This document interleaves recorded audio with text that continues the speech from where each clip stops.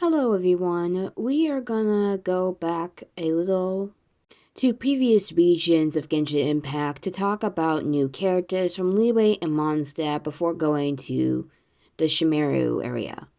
So let's start off, we will go with Yaoyao, a disciple of Street Ward Rumbler, so let's begin.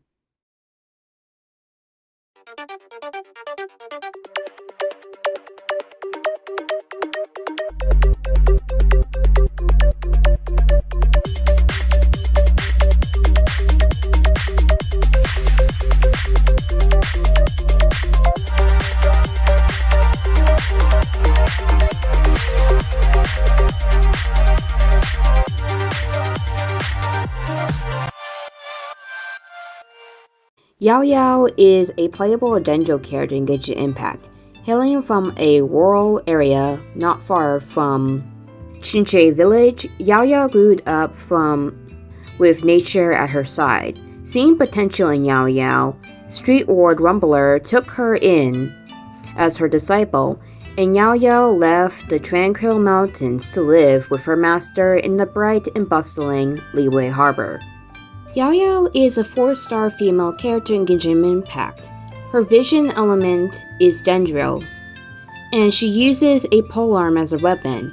Yaoyao's birthday is March 6, and her constellation is Ophthalmantis. She comes from the region of Liyue, and she has affiliation at Street Ward Rumbler's abode. Her special dish is Chinche household dish, which is a variant of Chinche stir fry. The 4 voice actors of Little Nature Grace in the 4 localizations of Genshin Impact are Kelsey Jaffer in English, Lu Yenyo in Chinese, Katawaki Mai in Japanese, and Yu Haiji in Korean. She became a playable character on January 18, 2023. Yaoyao has 2 titles that she is known by, which are Bridging Grace and Disciple of Street Ward Rumbler. Yaoyao uses the short female model. She has fair skin, pale dark red eyes that are golden at the bottom, and golden brown hair. Yaoyao's outfit is called Trubic Osmanthus. Yaoyao's hair is braided and tied into a bow on top of her head.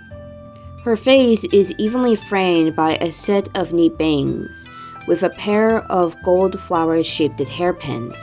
Her hair is tied into 2 small buns, held together with a set of oversized golden jingle bells.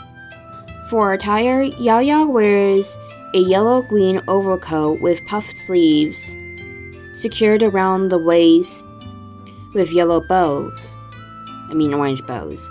She wears this over a dark brown colored tunic and belt in short pleated skirt with ruffles decorated with golden flowers. She has a large orange pouch with a large tassel around her waist just above the skirt. Decorated with an emblem resembling that of a flower, Yaoyao wears a pair of white bloomers and a dark suit underneath, along with a pair of orange-toed white boots. Yaoyao also carries an oversized basket over her shoulder, where her Dendro vision is pinned to a red-brown knot. The basket contains a variety of white bags and one Yuegui. Yaoyao tries her best to act as a proper young adult to others, including her seniors, such as making sure that they have a healthy diet and are especially fond of radishes.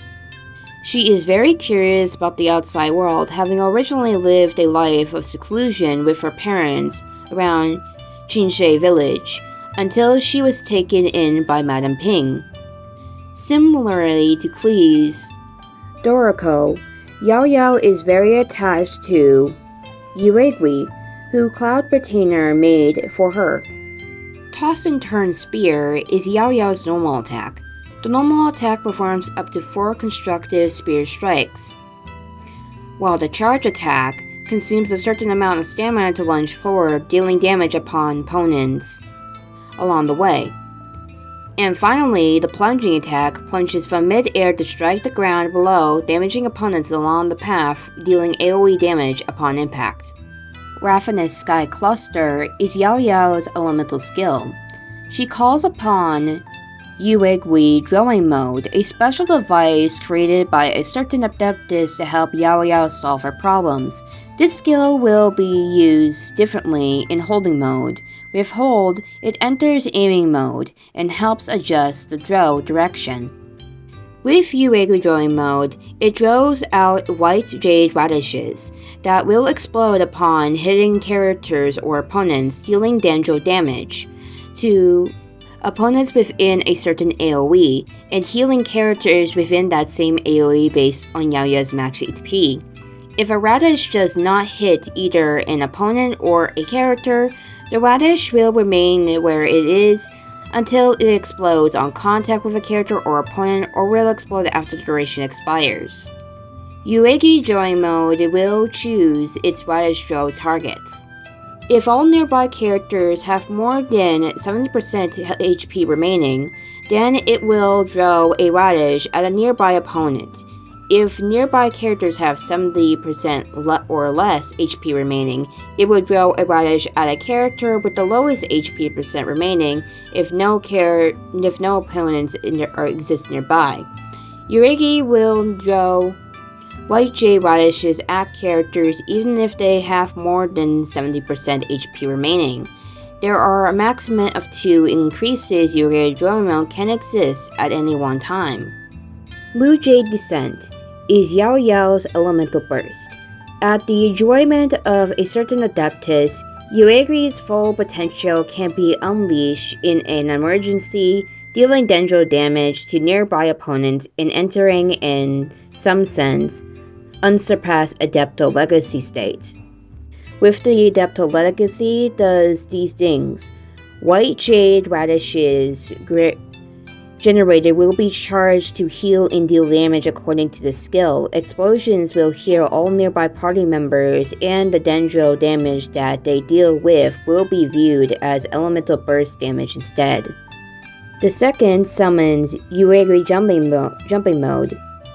In intervals until their limit has been reached. The behavior of this version of Yuegui is the same as that of Yuegui drawing mode in the elemental skill. Ravenous Sky Cluster. A maximum of 3 Yuegui jumping mode can exist at any one time. The third, Yaoyao's movement SPD, is increased by 15%, and Yaoyao's dendro reset will be increased. The Adepto Legacy state will end once Yaoyao is off-field, and all remaining Yuegui jumping mode will be cleared once this state ends. Star Scatter is Yaoyao's first Ascension passive skill.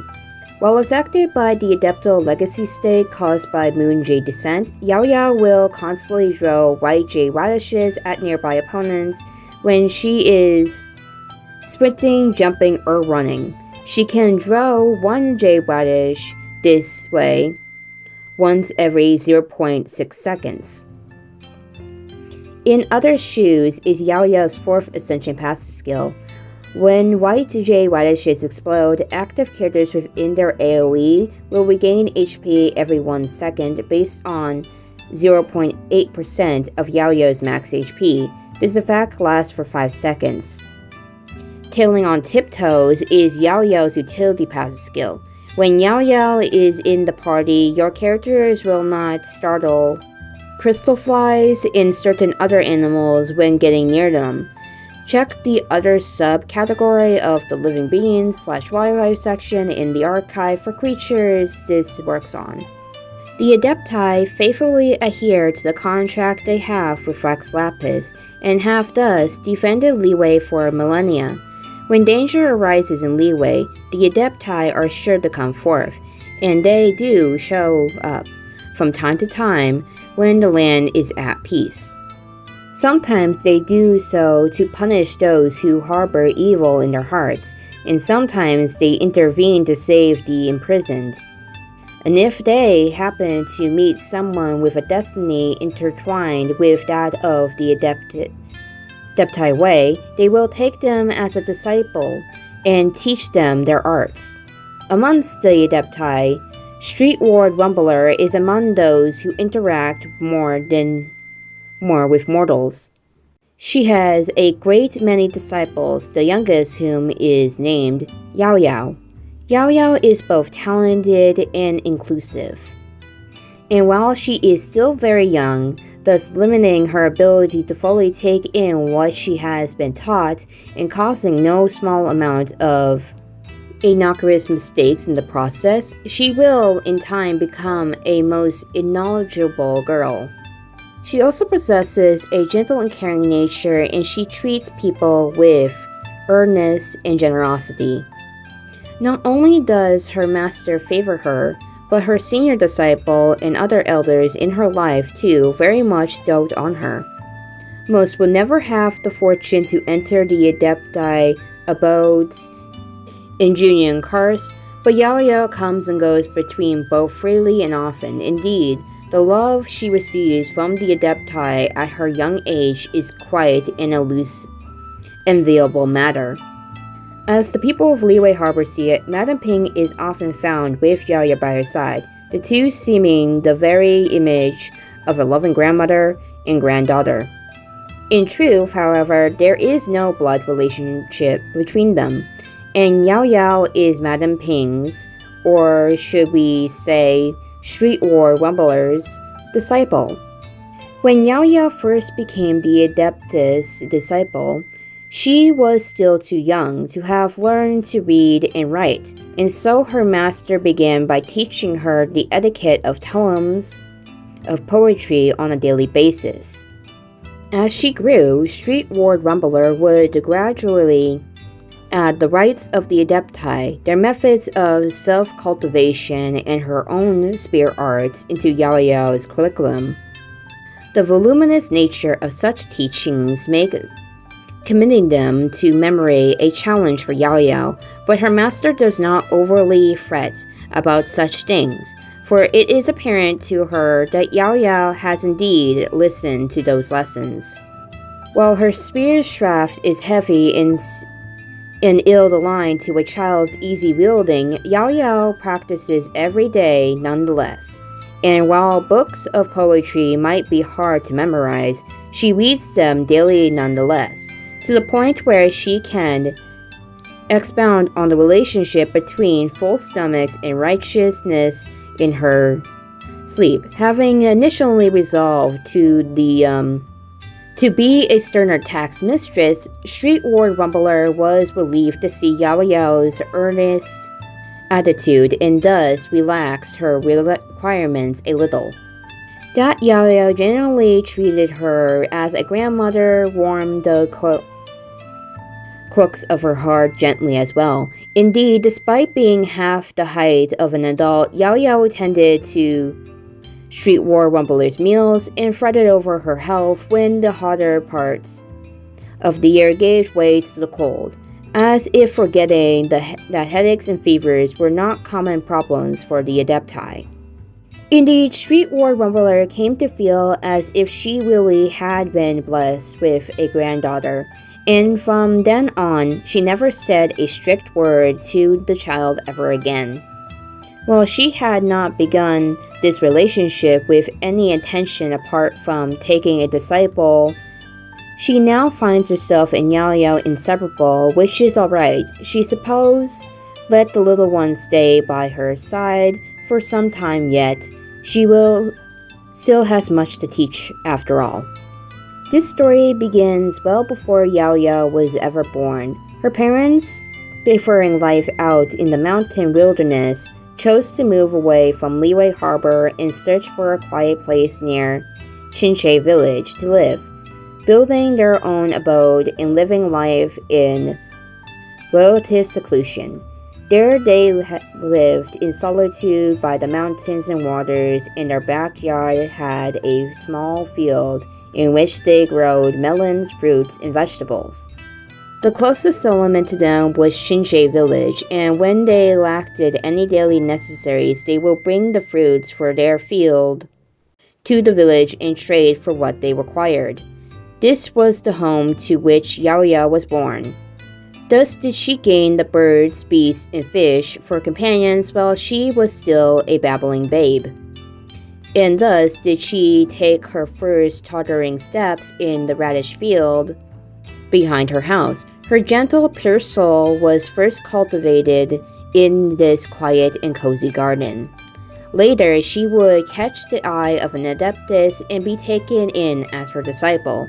At first, her parents were not entirely willing to let their daughter live long-term in Liyue with said adeptus, for they feared that their innocent daughter, having long been used to the life in the mountains, would find herself led astray by the bright lights of the big city. But streetward rumblers' counsel ultimately brought them around. Perhaps solitude in the mountains shall indeed keep one from mortal strain, but such lonesomeness may not be what Yaoyao desires for her future. Let her have the chance to see the myriad faces of the world for herself. Only then did her parents give her into the care of the adeptus, and time has only demonstrated the wisdom of that choice. In Liyue Harbor, Yaoyao will become a much more outgoing person with the help of her master and a host of good friends. But with the festive seasons come along, she does take leave of her master to see her parents at home. Indeed, if one desired a good teacher for one's child, could there be a more ideal pick than an adeptus? Madame Ping's old acquaintances will sometimes drop by to visit her, and during such times, Yaoyao will accompany her master and her master's guests in roaming the city.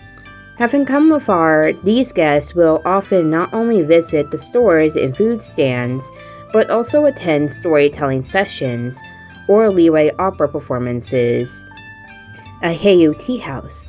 Of course, being the large city that it is, Liyue Harbor has no lack of people who enjoy spending some downtime at the tea house, including many outsiders who appreciate the cultures of other nations.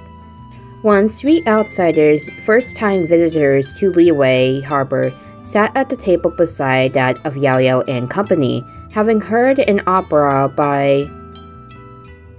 about the adepti of Liyue, they began to discuss the very topic over tea and snacks. Unable to get a word in lengthwise in the conversation between her master and her guest, Yaoyao succumbed to boredom, listening in on the nearby chat while eating some treats.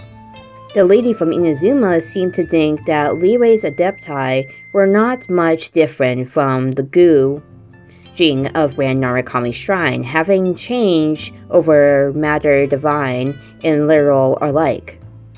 The visitor from Fontaine was of an other view that the adepti were in the employ of the state adeptist apparatus. Had he met Ganyu, the Qixing secretary, before, or did that notion simply have a similar arrangement? The adventurer from Mondstadt was, for his part, very taken with the legends of the adepti, for he had only heard the bards sing songs of the gods, but had never himself met one or any of their familiars. Unable to resist, he asked the tea master if they have ever spoken to an adeptus, only to be disappointed by the reply, "It is but a story, for we mortals do not daily dwell in Juying Crest, and few are the opportunities to meet the adepti." Yaoyao, finally finding this statement to be incorrect, could not be held by rebut thusly. "That's not true. The adepti are among us. I mean, Uncle Moon Carver just said that the story was very interesting." For some reason, she could not fathom Madame Ping's guest stopped it speaking altogether, and Madame Ping laughed at saying a few words to the tea master to change the topic. Yaoyao, however, did not understand. Why did people find the adepti very distant from their daily lives? The Adepti were amongst them. They just didn't rarely reveal themselves, that's all.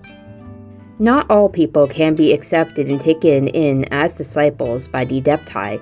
Only those whose destinies are intertwined with these blessed beings may become privy to their arts and ways. Yaoyao once asked her master, "Why do you say that our destinies are intertwined? What does that mean?" "It means that you and I have things in common that led to our meeting." This answer, of course, was akin to some overreaching axiom in a book, crushing much meaning into very few words, and has by no means been easy for Yaoyao to wrap her head around. Yaoyao remembers that she had been playing in the mountains as usual when she first met her master. At that time, she was still living with her parents, and when she went out to play, she would speak to the stones and the clouds about her feelings. In her eyes, the flowers, birds, fish, insects, and mountains, rocks, and rivers were all her precious playmates. That day, however, the stones and clouds replied when she spoke, and thus overjoyed, she chatted with them throughout the entire day. Then the Adeptus recalled her mystic arts, and the illusionary stones and clouds dissipated, revealing street-ward Rumbler to Yaoyao in her true form, and yet Yaoyao was not startled. It is the Adepti way to protect the world and the people who live in it, and the Adepti of Liyue do not merely defend humanity, but cherish the things of nature. All such things are bound within their own natural cycles, and so long as one acts in concert to these cycles, all things will grow in their time and will not encroach upon one another. Yaoyao's treasuring of her playmates bore similarity indeed to the Adepti and their care for all things, and it was that drew street war rumblers' interest. Shame then that Yaoyao could not for the life of her comprehend in the complexities of her master's reply, and thus did she lay the question aside for the time being. After following her master to live in Liyue Harbor, Yaoyao has packed her daily schedule to the very gills. Her mornings are for readings and lessons, afternoons are for spear training, and afterward it is time for single-minded play. Play, her master said, is not to be underestimated, and for a child like Yaoyao, learning and play are both right and proper things to do. It has been during playtime that she has encountered all manner of people, among the captain of the Crux fleet, the doctor of Boo Pharmacy, and his little herb-gathering assistant. As such, she has been steadily gaining a larger pool of people to ask about anything she may encounter that she might not immediately understand. She also loves to explore the harbor area. Granny Sean's toy stall, the establishment that is to say Wanming restaurant run by the senior disciple's family, the backyards. If it may be explored, she would love to explore it. As such, she has seen many things that books cannot tell of, such as the sails of embarking ships rippling in the wind, or the full map of Liyue that may be found in Eugene Terrace. Each one of these helps her precise the vastness of the world around her. Sometimes her idea of play will take her alongside her master to visit the Junin Adepti. There she has heard many ancient tales, and there she has learned that the truth of the past is far more perilous than any totems may tell. Each day she learns a little something more, and each day things change all around her. Nothing remains quite the same as it once was in life. This is her favorite thing about Liyue Harbor. Life here is like a long river constantly moving forward at a great pace. By contrast, the days she spent with her parents are like a peaceful, quiet stream. The stream is wonderful, of course, and its gentle trend and slow rhythm has given her a great many warm memories. The great river is also good. She will take up its uncensored dive and work hard to become an adult who both her master and parents can be proud of, and so wishing she grows excellent, wishing to grow up. Street War Rumbler has acquaintances all across Leeway, and ever early on she had paid many of them a visit, saying that her newest disciples' training was not quite complete yet, and asking them to take care of the young girl should they encounter her. Her original intention was simply to introduce her students and ask that they help teach Yaoyao further, so that her eventual learning might increase. Yaoyao's clever and caring manner, however, proved more lovable than Street Ward Rumbler had expected, and Cloud Retainer would take the quest to heart. Before either master or pupil had realized it, Cloud Retainer had already completed the creation of a wondrous machine rabbit. Well then, Yaoyao, one purpose is to give this to you. Should you encounter any danger, call upon it, and it shall answer. Yaoyao was very taken with the cute rabbit, naming it Yuegui, and taking it everywhere with her. Having given this gift, Cloud Retainer could seek out the little girl's master to say, and not without pride, that one should inform her first that this device has another function. Should you ever be unable to find Yaoyao, you need only to call out Yuegui, and her location shall be made known to you. Nevertheless, one counsels you not to overuse this feature, for when the child grows older, she will desire her own privacy and may yet take umbrage to not your consult calling her upon her. Now take one's loose relationship with one's pupil, Shenhe for example. Oh, not to worry, I understand, Cloud Retainer. And it is good that to you, in any case, Yuegui shall alert us if anyone should try to do her ill without our knowledge. Such girls shall soon need to all the luck they can get. Why did I receive a vision? This question troubled Yaoyao quite a bit in her days that directly followed her receiving one. Did the gods want to reward her for the good deeds she had done, or was this because she had been a good and respectful pupil?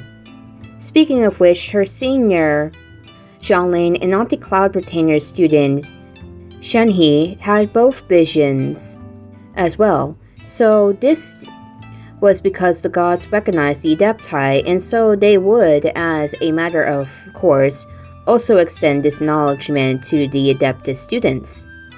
But on further conclusion, none of these guesses really made much sense. It was with a sigh that Yaoyao found herself sitting on the slopes behind Leeway Harbor, hugging a dog that had followed her up the incline. This was hardly the first thing she had found incompatible since leaving her parents' side, and she had, by the large, decided that her doubts were unavoidable and could wait until she got older, for surely they might clear up by then. But since she had a vision, an item that represented divine acknowledgement, she could not betray such hopes. As a disciple of her master, she would follow her example and protect the people. This meant that she would not only have to care for her master and senior disciple, but also extend care for her family and friends, and extend universal love to all people. She still had such a long way to go. Nothing for it then. She'd hang on for a bit longer during spear practice tomorrow, and write on extra page in her calligraphy copybook too. It's hard to understand why her name is Yaoyao. It seems her name means deep and somber, which doesn't actually fit her character. However, from what I found, just Yao has a good meaning, to which it is beautiful, precious, bright. If that's the meaning of her name, it's hard to tell. But her constellation of Mantis is Chinese and not Latin, like most of the constellation names. Ophthalmantis is a type of plant that mainly found in Eastern Asia. which literally takes its themes from China and Chinese mythology. The plant can be turned into wine, and Zhang Li, the Geo Archon, has mentioned Augmentus wine being his favorite drink.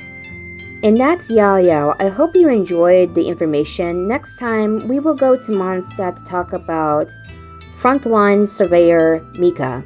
So see you next time.